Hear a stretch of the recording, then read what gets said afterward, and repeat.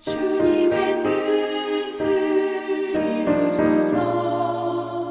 주님 발 앞에 엎드리니 나의 맘속을 살피시사 눈보다 이게 하옵소서.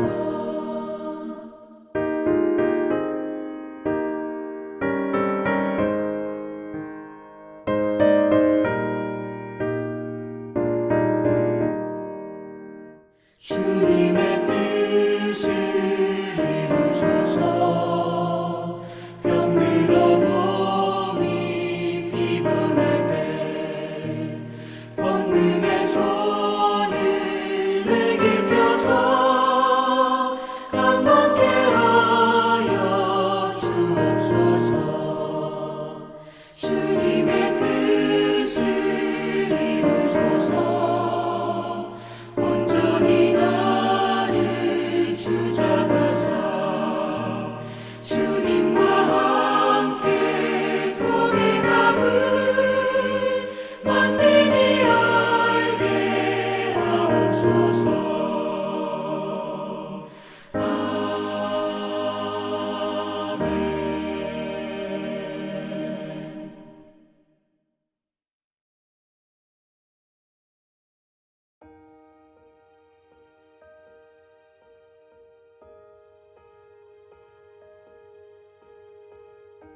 예수 그리스도의 종이며 사도인 시몬 베드로는 우리 하나님과 구주 예수 그리스도의 의를 힘입어 동일하게 보배로운 믿음을 우리와 함께 받은 자들에게 편지하노니 하나님과 우리 주 예수를 알므로 은혜와 평강이 너희에게 더욱 많을지어다.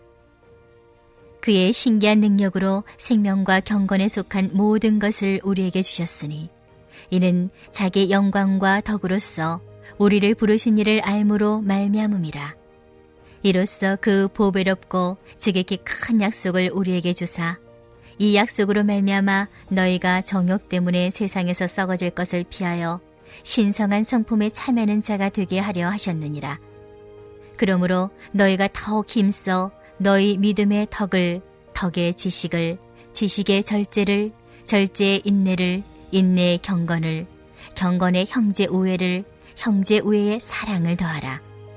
이런 것이 너희에게 있어 흡족한즉 너희로 우리 주 예수 그리스도를 알기에 게으르지 않고 열매 없는 자가 되지 않게 하려니와 이런 것이 없는 자는 맹인이라 멀리 보지 못하고 그의 이의 죄가 깨끗하게 된 것을 잊었느니라.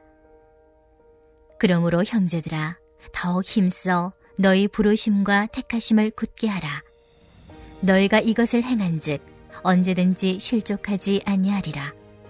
이같이 하면 우리 주 곧 구주 예수 그리스도의 영원한 날에 들어감을 넉넉히 너희에게 주시리라.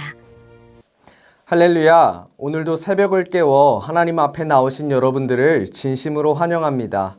오늘 말씀 가운데 하나님의 은혜와 평강이 넘쳐나길 소망합니다. 오늘 본문 말씀은 베드로 후서입니다. 베드로 후서는 제가 참 은혜를 많이 누린 말씀입니다. 그래서 오늘 특별히 그 시작인 1장을 여러분들과 함께 나누게 됨이 큰 기쁨이 되는 것 같습니다. 그래서 오늘 말씀을 통해 저에게 주셨던 그 성령님의 은혜가 여러분들에게도 충만하게 임하길 간절히 소망합니다. 그러기 위해선 오늘 말씀 베드로 후서가 작성된 그 당시의 상황을 좀 살펴볼 필요가 있습니다. 베드로 후서는 주님의 제자이자 사도인 베드로가 복음을 열심히 전하다가 자신의 이 땅에서의 삶과 사역이 얼마 남지 않음을 인지하고 작성한 말씀입니다.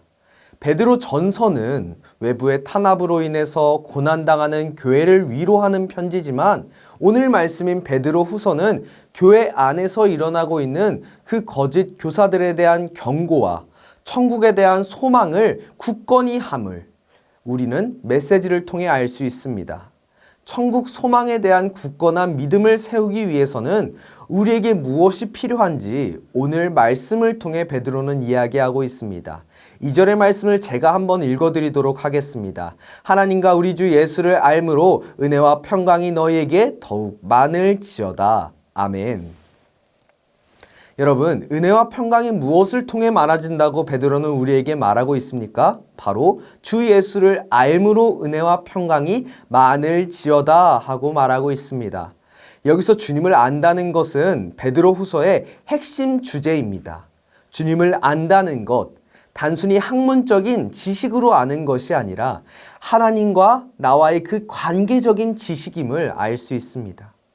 우리는 말씀을 읽고 정보를 얻는 그 지식으로 아는 것이 아니라 하나님과의 말씀 안에서의 관계를 통해, 기도 안에서의 관계를 통해 알아가는 지식이 진정으로 주님을 안다는 것임을 의미하고 있습니다.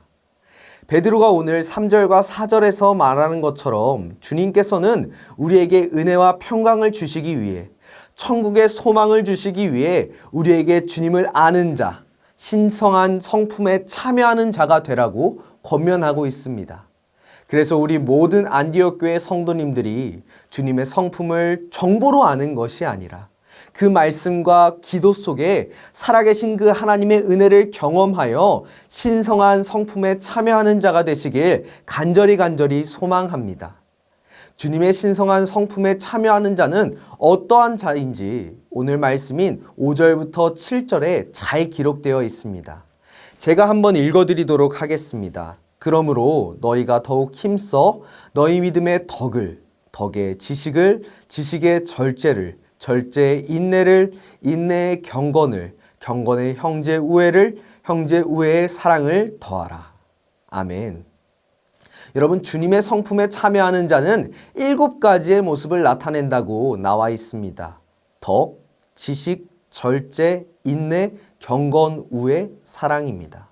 여러분, 먼저 덕이란 쉽게 말해서 선함을 나타냅니다. 물론 우리에게 선함이 곧 구원이라고는 할 수 없지만 선함을 우리에게 갖춰야 하는 성품이라고는 말할 수 있습니다. 종종 믿음만 좋으면 되지 착할 필요가 있느냐 하면서 교회에서 말하며 교회에서만 착하고 세상에서는 이기적인 모습을 보일 때가 있습니다. 여러분, 우리는 주님의 성품을 닮은 사람들입니다. 그렇기에 교회에서나 세상에서나 동일하게 선한 그리스도인의 모습, 성품을 갖춰야 됩니다. 다음은 지식입니다. 덕에 지식을 더한다는 것은 그냥 마냥 착하다는 것이 중요한 것이 아니라 기준 있는 착함을 말하는 것입니다. 기준 있는 선함을 말하는 것입니다. 그 기준은 바로 성경, 말씀을 아는 지식이 우리에게 필요하다고 오늘 말씀은 이야기하고 있는 것입니다. 다음은 절제입니다. 절제는 그 당시 베드로가 시대적 상황을 말하고 있는데, 당시 많은 종종 영지주의자들이 우리 육체는 죄로 물들어 사라질 것이기 때문에 육체의 정욕과 쾌락에 빠져도 괜찮다라고 이야기하는 그런 모습들이 있었습니다. 그래서 베드로는 우리가 가져야 할 성품 중 하나는 절제라고 이야기하고 있습니다. 우리의 육체는 썩어서 없어지기 전에 하나님이 창조하신 육체입니다. 그렇기 때문에 이 육체 가운데 삶을 살아가는 것은 하나님께서 기뻐하는 모습으로 절제하며 살아가는 육체의 모습도 필요하다는 것입니다.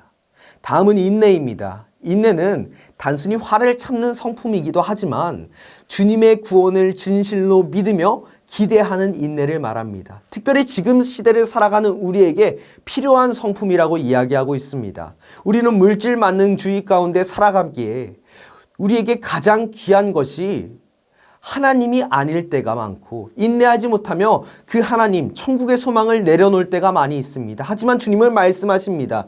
주의 날이 도적대와 같이 이룬다고 말입니다. 그렇기에 인내하며 그 주님의 날을 기대하는 저와 우리 성도님들이 되시길 간절히 소망합니다. 다음은 경건입니다. 여러분, 경건은 우리 고넬료라는 인물을 통해 알 수 있습니다. 베드로가 고넬료를 소개할 때 이렇게 소개합니다. 그는 경건한 사람으로 온 가족과 더불어 하나님을 경외하며 유대 백성을 많이 구제하고 하나님께 항상 기도하는 사람이었습니다.